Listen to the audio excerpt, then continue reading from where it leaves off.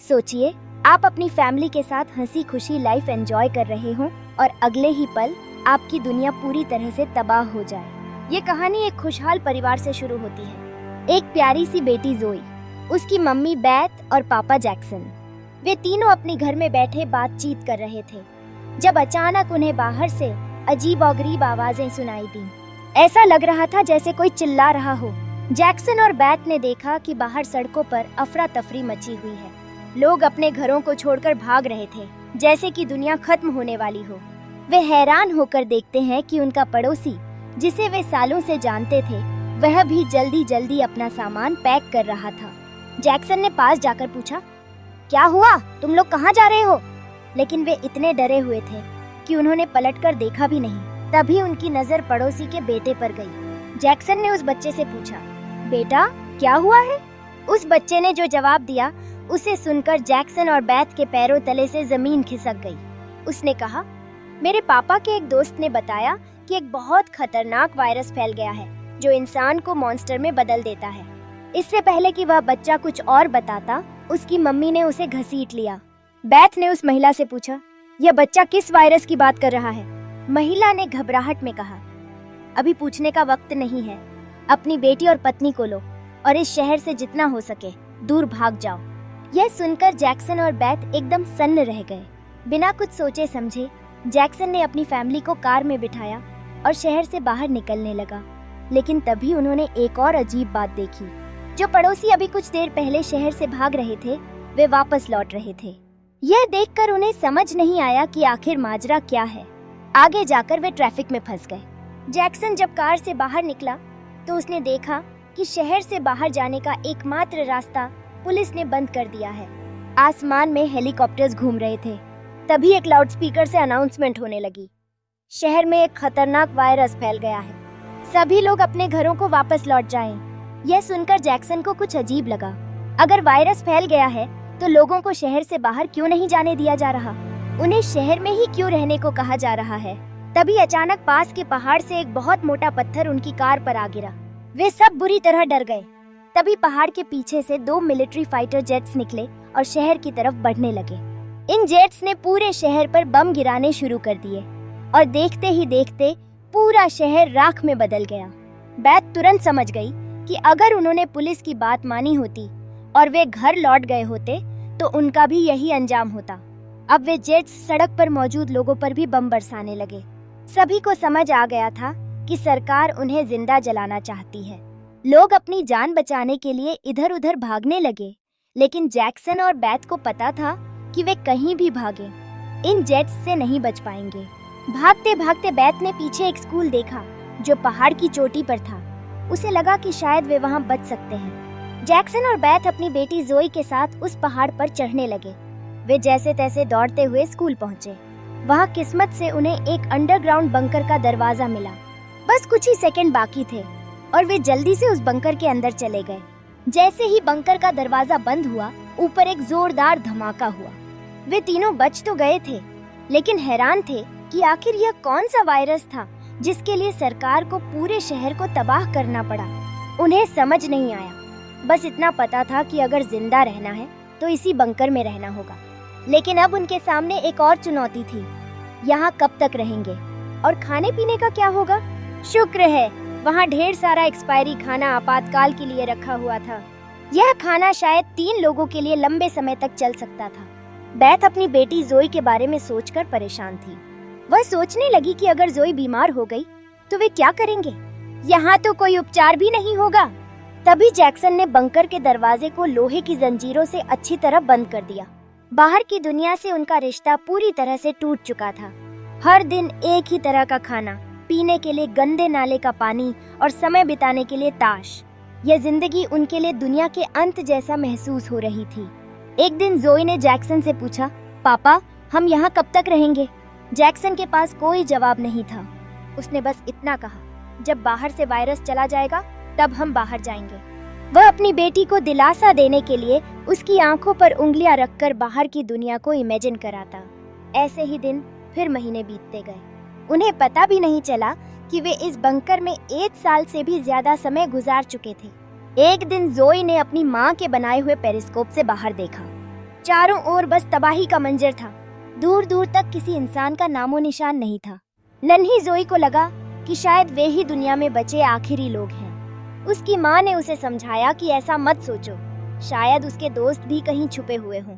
एक रात डिनर के समय खाना बहुत कम बचा था।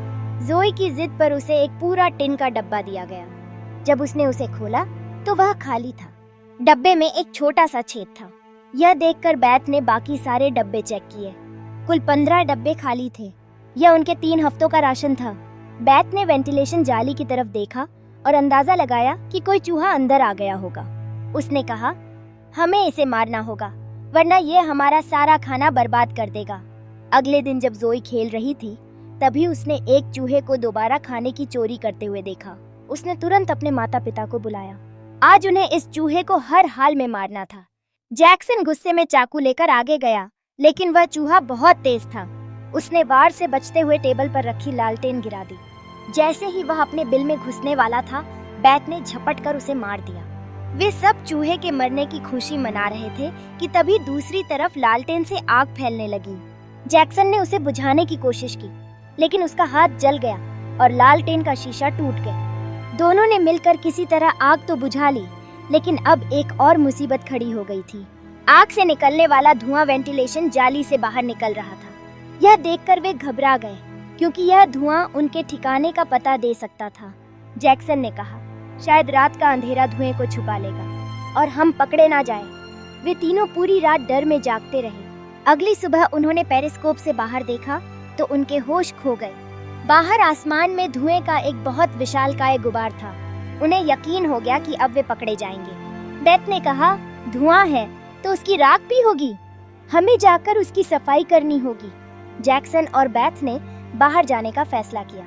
जाने से पहले जैक्सन ने अपनी बेटी से वादा लिया, प्रॉमिस करो जोई, चाहे कुछ भी हो जाए तुम बाहर नहीं आओगी। जोई ने वादा किया। वे दोनों धीरे से दरवाजा खोलकर बाहर निकल गए। जोई अंदर अकेली थी। बहुत देर तक जब उसके माता पिता वापस नहीं आए तो उसने स्टूल पर चढ़कर पेरिस्कोप से बाहर देखा। उसने देखा कि उसके माता पिता बंकर के दरवाजे को छुपाने की कोशिश कर रहे थे। तभी उसने दूर जंगल में एक काली परछाई को देखा जो तेजी से उनकी तरफ बढ़ रही थी। जोई ने चिल्लाकर अपने पापा को पीछे देखने को कहा, लेकिन उसकी आवाज उन तक नहीं पहुंची। घबराहट में वह खुद बाहर निकल आई। जैसे ही वह बाहर आई, उसकी माँ ने पीछे से उसका मुंह दबा दिया। कुछ सेकंड्स बाद हिरणों का एक झुंड तेजी से वहां से भागा। बैथ को समझ आ गया कि ये हिरण किसी खतरनाक चीज से भाग रहे थे। वे तीनों तुरंत वापस बंकर की तरफ भागे। बंकर के अंदर घुसते ही जैक्सन ने दरवाजे को लोहे की पाइप से बंद करके जंजीरों से कस दिया। तभी उन्हें ऊपर से किसी के कदमों की आवाज सुनाई दी। कोई बंकर के दरवाजे के ऊपर घूम रहा था। वे तीनों डर के मारे आगे की तरफ चले गए। तभी जोई के हाथ में पकड़ी हुई गुड़िया की रस्सी एक स्क्रू में फंस गई। वह स्क्रू ढीला होने लगा। जैक्सन और बैथ की सांसें अटक गईं। वह रस्सी गुड़िया के आवाज वाले स्विच से जुड़ी थी। इससे पहले कि वे कुछ कर पाते, स्क्रू निकल गया और गुड़िया तेजी से बोलने लगी।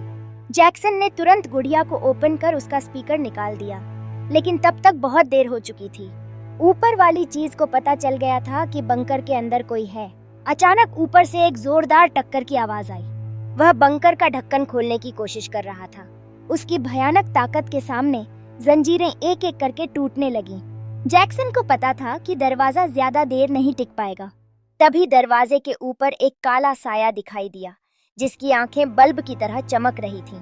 जैक्सन ने तुरंत एक पाइप से उस पर वार किया, जिससे वह पीछे गिर पड़ा। जैक्सन ने पाइप को दरवाजे में फंसाकर दरवाजे को बंद कर दिया और वह चीज वहां से भाग गई। जैक्सन बुरी तरह से कांप रहा था। वह सोच भी नहीं सकता था कि बाहर सिर्फ सैनिक नहीं, बल्कि भयानक राक्षस भी घूम रहे थे। अब उनका ठिकाना उजागर हो चुका था। कुछ देर बाद अलमारी हिलने लगी। जैक्सन और बैथ समझ गए कि उसने अपने बाकी साथियों को भी बुला लिया है। ऊपर हजारों कदमों की आवाजें सुनाई देने लगीं। इस बार हमला पहले से कहीं ज्यादा ताकतवर था। लोहे का दरवाजा टूटकर नीचे गिर पड़ा और बंकर के दरवाजे पर ढेर सारी चमकती आंखें दिखाई दीं। वे सब डर के मारे पीछे भागे। बैथ ने तेल की लैंप फेंकी और उनके बीच आग लगा दी। फिर दोनों ने मिलकर अलमारी से रास्ता रोक दिया। उन्हें पता था कि यह ज्यादा देर तक उन्हें नहीं रोक पाएगा। जोई ने जमीन में एक वेंटिलेशन का रास्ता देखा। जैक्सन ने उसे तोड़ा और अपनी पत्नी और बेटी को बाहर धकेल दिया। लेकिन जब वह खुद निकलने लगा तो वह अटक गया। दूसरी तरफ राक्षस उसकी ओर बढ़ रहे थे। अगले ही पल वह राक्षस उसे वापस बंकर में खींच लेता है। बेथ और जोई ने नीचे देखा तो बंकर से भयानक चीखें आ रही थीं। बेथ समझ गई कि उसका पति उन्हें भागने का मौका दे रहा है। बेथ अपनी बेटी को लेकर वहां से भागी। भागते भागते उन्हें कुछ अजीब लगा। जो हाईवे शहर से बाहर जाता था वहां अब एक ऊंची दीवार थी। कोई भी शहर से बाहर नहीं जा सकता था। तभी एक हेलीकॉप्टर आया और उन पर तेज लाइट चमकाई। इससे पहले कि वे भाग पाते उन पर एक विशाल जाल आ गिरा। बेथ ने जाल के बीच से देखा कि कुछ हरी आंखों वाले काले साए उनकी तरफ आ रहे हैं। और यहीं पर कहानी का सबसे गुप्त राज सामने आता है। ये जो काले साए थे जिन्हें वे अब तक राक्षस समझ रहे थे, वे असल में मिलिट्री के सोल्जर्स थे। उन्होंने गैस मास्क और नाइट विजन ग्लासेस पहने हुए थे। उनकी चमकती आंखें किसी और दुनिया की नहीं बल्कि उनके ग्लासेस की थीं। तो सवाल यह है कि सेना इन लोगों की दुश्मन क्यों बनी हुई थी? दरअसल जब वायरस पहली बार फैला तो बहुत से लोग इसकी चपेट में आ गए थे। यह वायरस हवा से फैलता था और इससे संक्रमित लोग खुद भी नहीं जानते थे कि वे बीमार हैं। सरकार के पास इसका कोई इलाज नहीं था। एकमात्र रास्ता था संक्रमित लोगों को मार देना ताकि वायरस फैल न सके। बेथ रोते हुए अपने बच्चे को बचाने की गुहार लगाने लगी, लेकिन सोल्जर ने उसकी बेटी की तरफ भी बंदूक कर दी। यह देखकर बेथ पूरी तरह से गुस्से में आ गई। उसके चेहरे पर काले निशान उभरने लगे। इससे पहले कि वह कुछ कर पाती, एक सोल्जर की गर्दन से खून का फव्वारा फूटा। यह कोई और नहीं बल्कि मौत के मुंह से वापस आया जैक्सन था। बंकर में वह मरा नहीं बल्कि गुस्से में आकर उसका रूप बदल गया था। उसकी ताकत कई गुना हो गई थी और चेहरे पर काले निशान थे। वह सोल्जर्स पर हमला करता है लेकिन वह गोलियों से नहीं बच पाया और जमीन पर गिर गया। तभी बेथ और जोई जाल काटकर भाग गईं। सोल्जर्स उन्हें ढूंढ रहे थे लेकिन उन्हें अंदाजा नहीं था कि बेथ भी अब उसी रूप में बदल चुकी थी। उसने जोई को एक कार में छिपाया और खुद उन सोल्जर्स से फाइट करने लग गई। कई सोल्जर्स को मार गिराने के बाद उसे भी गोली लगी और वह कार की छत पर गिर गई। अंधेरे में छिपी जोई ने यह सब देख लिया। अपने माता पिता की हालत देखकर वह भी गुस्से में आ गई और उसका रूप बदल गया। उसने एक सोल्जर पर छलांग लगाई और उसका मास्क नष्ट कर दिया। वह उसे मारने ही वाली थी कि बेथ ने उसे रोक दिया। वह नहीं चाहती थी कि उसकी बेटी भी एक दरिंदा बन जाए। बेथ के शांत करने पर जोई धीरे धीरे वापस इंसान में बदल गई। दूसरी तरफ जैक्सन की हालत बहुत गंभीर थी।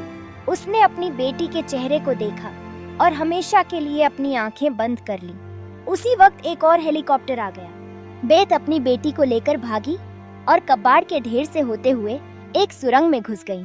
तभी वहां एक रोशनी दिखाई दी। वहां वही छोटा लड़का था जो कहानी की शुरुआत में मिला था। वह लड़का उन्हें एक गुफा जैसी टनल में ले गया जहां उसके माता पिता और कई लोग छिपे हुए थे। असल में वे सब भी उसी वायरस से संक्रमित थे। जिंदा रहने के लिए वे सभी चूहों जैसी जिंदगी गुजार रहे थे। यह वायरस खतरनाक जरूर था लेकिन जानलेवा नहीं। यह सिर्फ तभी अपना असर दिखाता था जब संक्रमित व्यक्ति बहुत डर जाता या गुस्से में आ जाता था। सोल्जर जिन्हें राक्षस समझ रहे थे असल में वे ही खुद राक्षस थे। लेकिन वे राक्षस नहीं बल्कि ऐसे इंसान थे जिन्होंने अपने गुस्से पर काबू पाना सीख लिया था। उन्हें अब समझ आ गया था कि उन्हें दुनिया से नहीं बल्कि खुद से जीतना था। उन्हें इस अंधेरे में ही अपने अस्तित्व को बचाना था। और यहीं यह कहानी खत्म हो जाती है। यह कहानी हमें बताती है कि असली राक्षस बाहर नहीं बल्कि हमारे अंदर छिपे होते हैं। और अगर हम अपने गुस्से और डर पर काबू पा लें तो हम किसी भी मुसीबत का सामना कर सकते हैं। और भी रोचक फिल्मों के लिए सब्सक्राइब कीजिए।